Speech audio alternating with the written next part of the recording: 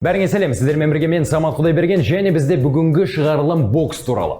Жәнібек Әлімханұлы ESPN телеарнасында басты жекпе-жекке шығады. Осылайша 21 мамырда Қазақстаннан шыққан 7-ші әлем чемпионы атануы мүмкін. Британдық Дани Дигнуммен өтетін кездесуде WBO титулы сарапқа салынады. ESPN-дегі басты жекпе-жек сіз бен біз ойлағаннан да керемет оқиға. Мұндай мүмкіндік тіпті Головкинге де бұйырмаған. Айтпақшы, Гена WBO титулын ақыра алмай кетті. Неге екенін айтып беремін. Сосын Дигнумның карьерасына шамала түсеміз. Басты қаупі қандай екенін анықтап, Жәнібектің мүмкіндігі бар жоғын талдаймыз. Ондай болса, кеттік.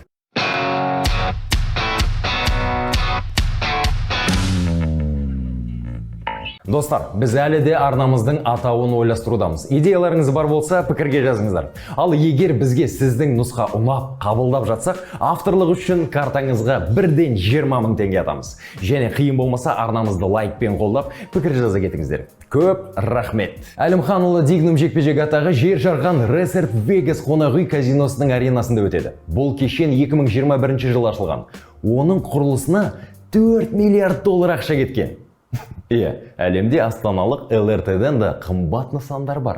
Жәнібек басты жекпе-жекте, ал бұл дегеніміз топ рэнк промоутерлік компаниясы ESPN-де рейтингі жармақ деген сөз. ESPN көрсеткен басты жекпе-жектер ішінде Тайсон Фьюри, Василий Ломаченко және Теренс Кроуфорд жұдырықтасқан.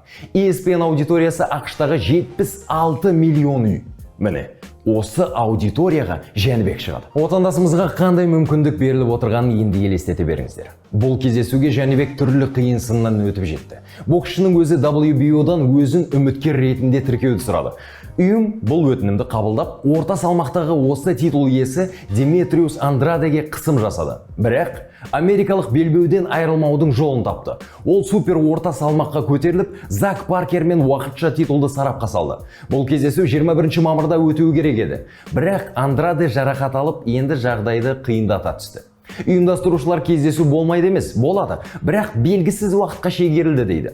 Алайда Паркер басқа боксшымен жұдырықтасады деген қауесет тарап үлгерді. Таңғалуыңыз мүмкін. Өйткені Закқа қазақстандық Айдос Ербосынұлы қарсылас болуы мүмкін.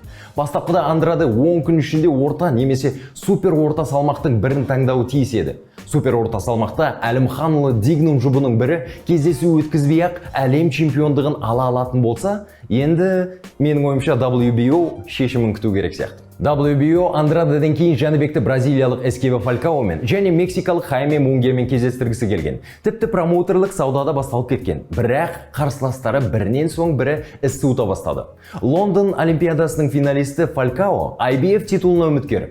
Қазір ол Головкиннің жауабын күтіп жатыр. Жекпе-жекте Мунгия да бас тартты. Ол WBC чемпионы Джермалла Чарломен кездесуді жоспарлаған. Қысқасы қорықтың деп айыптай салатын қарсылас емес. Бірақ бұл кездесу өтпейді. Бұған себеп DAZN мен Showtime келісе алмағаны. Ал одан кейін WBC Хаймеге бірден титулға шығуына рұқсат бермеді. Енді ол Головкин мен Канелоның жұдырығынан кейін айтарлықтай әлсіреген Дэниел Джейкобспен кездеспек. Бұлай айтамын деп ойламаппын, бірақ Джейкобс Мунгияға Әлімханұлына қарағанда жеңілірек қарсылас. Дигнуммен де промоутерлік сауда басталуы мүмкін еді. Нәтижесінде келісім ақыры жасалыпты. Сонда Дэни өзіне қажет гонорарға келісе алған сияқты. Дигнум 30-да, кәсіпқой бокста жеңіліп көрмеген. 14 жеңіс, оның ішінде 8-і нокаут. Сондай-ақ бір тең түскен кездесуі бар. 2016 жылдан бері кездесу өткізіп келе жатқан ол Әлімханұлы мен Англияда тыс жерде алғаш рет жұдырықтаспақ. Балалық шағында әкесі егізімен төбелесе беретін Даниді ақыры боксқа беріп тыныпты. Төбелессең басқа біреудің мұрнын бұз дегендей, әкем аузымызға жұдырық тигенде бізді қоя салады деп ойлаған. Бірақ олай бола қоймады. Деп еске алады Дигнум. Кейін әкесі өзі де қызығып балаларын турнирлерге өзі апаратын болыпты. Ағайынды Дигнумдар Англия чемпионатында жеңген алғашқы егіз атанды. Екеуі екі бөлек салмақта жұдырықтасқан. 2012 жылы Джон Профиге өтті. Бірақ карьерасы ұзаққа созыла қоймады. Қазір ол бауырының бапкерінің бірі. Дани Олимпиадаға баруды армандап, әуесқой бокста қалған. Ол Британия құрамасында Лондонның қола жүлдегері Энтони Огогоны алмастыруы керек еді. Амал не? Бәсекелестікте Энтони Фаулерге жол берді. Ал Риода Фаулер дәл осы Әлімханұлына есе жіберген. Дигнум әуесқой бокста Зак Паркерді жеңген, бірақ Каллум Смиттен айласын асыра алмады. Әуесқойда Дигнум нокаутпен де жеңілген кез болған. Оны қапыда қалдырған аса танымал емес украиналық Владислав Войталюк еді. Дани басты турнирін 2014 жылы өткізді. Онда да Еуропа чемпионатының екінші айналымында жарыс жолынан шығып қалды. Сол жылы Дигнум Ұлыбритания құрамасымен Қазақстанға келген. Сөйтіп, біздің Әлімханұлымен спарринг өткізген. Дани Инстаграмда пайдаға асатын талай тәжірибе алып қайтқанын жазған. Кім білген? Ал профиде Дигнум сол кездегі WBO чемпионы Билли Джо Сондерспен де, Олимпиада чемпионы Джеймс Дигейлмен де және Джон Райдермен де спарринг өткізген. Ол Америкаға да барған. Онда әбден үйреншікті болған бапкер Марк Брейландты таңдапты. Бұл маман бір кездері Деонти Уайлдерді жаттықтырған. Дани алғашқы табысын бокстан таппаған. Ол біраз уақыт бауырымен бірге әкесіне асфальт төсеуге көмектескен екен. Соларды Алматыға шақыру керек қой, асфальт төсеп үйрету керек, бір мастер-класс көрсетсін, біздің жолдарды түзетсін. Может, наверное, сол кезде бізде нормально болатын шығар жол. Кәсіпқойда Дани алғашқы жекпе-жегін 11 қарашада Уэмблидің кіші аренасында Олимпиада чемпионы Кэти Тейлормен бірге өткізген. Бұл Эдди Хирн басшылық еткен Matchroom компаниясының кеші еді. Бірақ бұл кезде Дигнумның промоутері Ли Итон болған еді. Ол алғашқы 2 жекпе-жегінде техникалық нокаутпен жеңіске жетті. Сосын кейінгі 4 кездесуін ұпай санымен жеңсе, тағы 3 жекпе-жегінде мерзімінен бұрын жеңіс тойлады. Ал алғашқы таза нокаутпен жеңісі Крис Юбенктің бұрынғы қарсыласы Алистер Уорренмен өткен кездесуде болды. Дигнумның жұрт біледі-ау деген алғашқы танымал қарсыласын 10-шы кездесуінде көрдік. Бұл Рафал Яцкевич еді. Ол жартылай орта салмақта IBF титулына үміткер болған. Алайда ол Дигнумға төрешілер шешімі бойынша есе жіберді. 11-ші жекпе-жегіне келсек, мұнда Дигнум карьерасына алғашқы титулын иеленді. Еуропалық WBO белбеуін алу үшін британиялық Конрад Комингсті нокаутқа жіберді. Содан бері Комингс 2 жыл өтсе де шаршы алаңға орала алмай жүр. Осы белбеуін қорғаған алғашқы кездесуінде Дигнум Альфредо Мелиді нокаутқа түсірді. Солтүстік Ирландиялық 3 мәрте құлап, осы күнге дейін рингке шықпаған. Бокс рингтегі аватары да бір түрлі. Ал карьерасында ол миға жасалған медициналық тестілеуден рингқа шығуға рұқсат ала алмаған жағдайлар болған. Дигнум Мелимен кездесуін пандемия басталуына 4 күн қалғанда өткізіп үлгерді. Сосын ол 14 айдан кейін өткізген кездесуінде мансап жолындағы ең аты шулы кездесуге тап болды. Төрешілер ресейлік Андрей Сироткиннің обалына қалды. Олардың кездесуі тең деген нәтижемен аяқталды. Сол Сироткин келесі кездесуін Ақтауда біздің Мейірман Нұрсұлтановқа қарсы өткізіп, нокаутпен жеңілді. Айтпақшы, Нұрсұлтанов WBO рейтингінде 12-ші орында тұр.